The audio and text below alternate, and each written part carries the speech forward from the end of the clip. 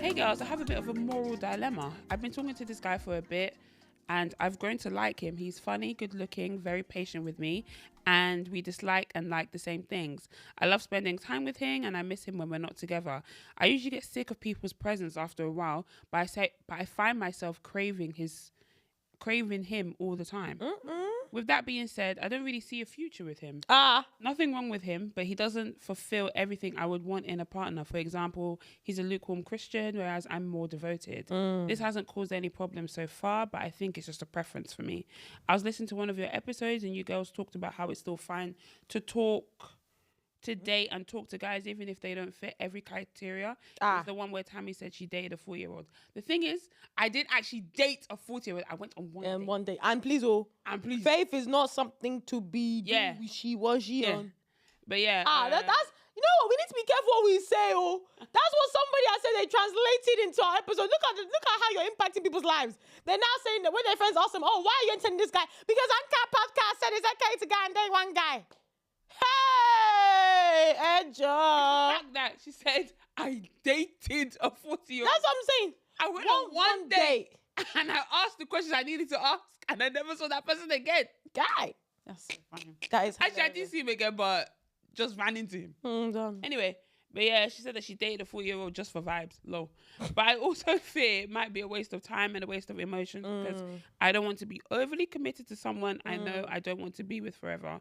Going with the flow sounds fun until I'm having to heal from something I could have avoided. Exactly. But I've also been very hurt in the past, so I'm generally very hesitant to get into anything with someone and trust them. Help. Do I end things before I get too emotionally invested, or do I wait and see where this goes? Because he is a great guy after all, but I also don't want to feel like I'm leading him on. By the way, I love you girls endlessly. Thank you. Did they just want this on Patreon? She didn't. Check actually. I don't know what did you say. Does she want it just on Patreon? I don't know what. This is Patreon though. No, but I'm saying. No, like if we were to put a. She didn't say anything about it. Oh no, I'm saying in the replies. Let me check, but I don't think so. Because I've read it today because I didn't realise that you'd already...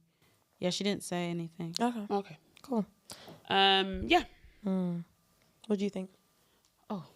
Yeah, I think you've answered your own question, I'm not going to lie. Like, you've listed all the points and the reasons why you shouldn't be dating him, and I agree.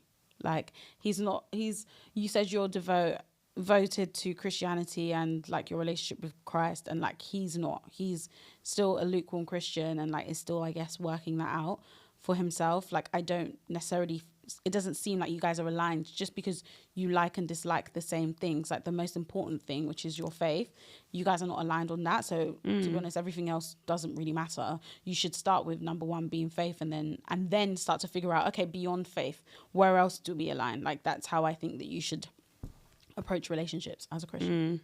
I think I'll probably direct you to one of our friends' podcasts. I don't know if I spoke about this already. I think I have. And it's called Don't Tell My Wife. They were speaking about dating and like how it is dating somebody that like isn't on the same faith journey as you, and even somebody, literally a guy actually sent in a dilemma very much similar to this, but from the girl's perspective. But no, he actually was saying that his girl is like you, where she's focused on her faith, whereas he isn't as strong, but it's a desire of his. But then she basically wants to like really practice it and basically like no sexual stuff, all this sort of things, and he was just asking for the guy's opinion. So it was quite interesting to also hear the guy's perspective as well, and the advice they gave him quite good advice. I can't remember exactly, but were Akin and Temi on this one? No, okay, this was just the boys. So yeah, they gave some good advice. I'll direct you to that video as well, just to hear from a man's perspective. But I agree. I just think that a lot of these things, like, they come back to bite you, man. Like, faith is basically what should root your relationship, and it roots everything that you do. Like, you don't, if you have an opportunity to save yourself from basically being with someone that is misaligned because you recognized it, it's not like the person is deceiving you, or like you feel like you're on the same wavelength and then they end up just floating away and all that sort of thing. Like, you know from the get-go, this person, I don't know if they verbally said it, but you've got the feeling that we're not aligned. That you shouldn't even be, like Sharon said, you shouldn't even really be thinking about the other things and highlighting like how amazing he is, because ultimately it's not going to work. Yeah, don't like find yourself in that trap of like, you know, just over. He will get there. He will do this like. Yeah, no. Yeah, a lot of people also do the whole thing about the whole like, yeah, he will eventually get there. Like at least he believes in God. Yeah, that's not enough. It's not a bare minimum. Yeah. You need someone to be acting, especially if that's what you are like practicing. Like, it's not worth it. It's not worth it at all. What do you think, Tammy? I agree with everything that you guys are saying. I think it really depends on you and whether you're willing to go on the journey of bringing this man to Christ. And no, and most of the time it is never a good journey. Yeah. It's never a good journey. Like Results that may vary. results may vary, because there are some situations where some people will come into your life and then they'll really open your eyes and be like, and will take you on a path, and then you're committed to it and stuff like that. Fine, that's very nice. But this person needs to want it for themselves. Like, you can't force somebody to stand in their faith. Like, it's a personal decision. Like, and when we talk about finding God and, you know, getting that, is it conviction and stuff like that, it's a personal thing. Like, no one can force you to have a relationship with Christ. Nobody, when you die and you face God and everything, is you and God.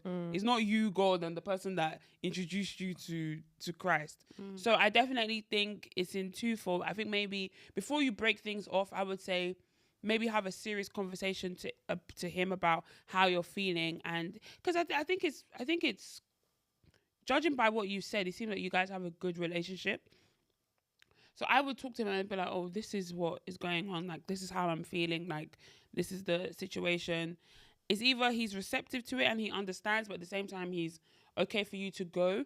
Or, like I said in the first instant, he now uses that to become more serious and stuff like that. I don't know. I think it's twofold, but I would do what the girls have said and maybe close that chapter and move on. The only reason I would maybe like not have the conversation with him about it to figure out what you're going to do next is that, and you were enjoying that, weren't you? You thought you were going to get this content for free?